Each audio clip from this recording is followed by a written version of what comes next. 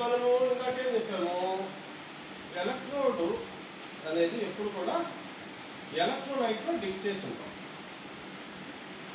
Dip చేస్తామని చెప్పాము. Electrode for example ఇది Zn ఎలక్ట్రోడ్, ZnSO4 ఎలక్ట్రోలైట్లో డిప్ చేసి ఉన్నాం. ఓకేనా?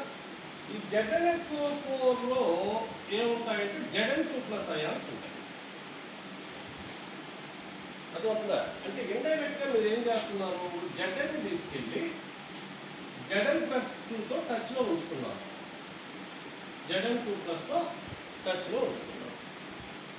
వాటి మధ్యలో 2 ఎలక్ట్రాన్స్ డిఫరెన్స్ ఉంది.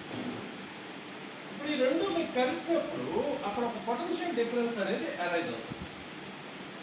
Potential difference arises due to contact of metal with metal ions.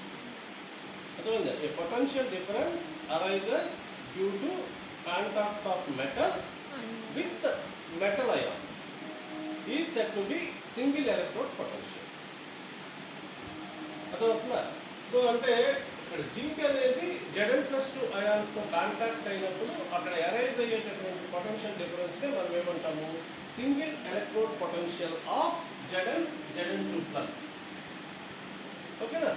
So ఈ జింక్ రాడ్ ZnSO4 సొల్యూషన్ ఈ మొత్తాన్ని కలిపి ఏమంటామంటే హాఫ్ సెల్ అని కూడా అంటాం. Half cell. So some times single electrode potential also called as half cell potential. Half cell potential దేనికైనా అంతే, మెటల్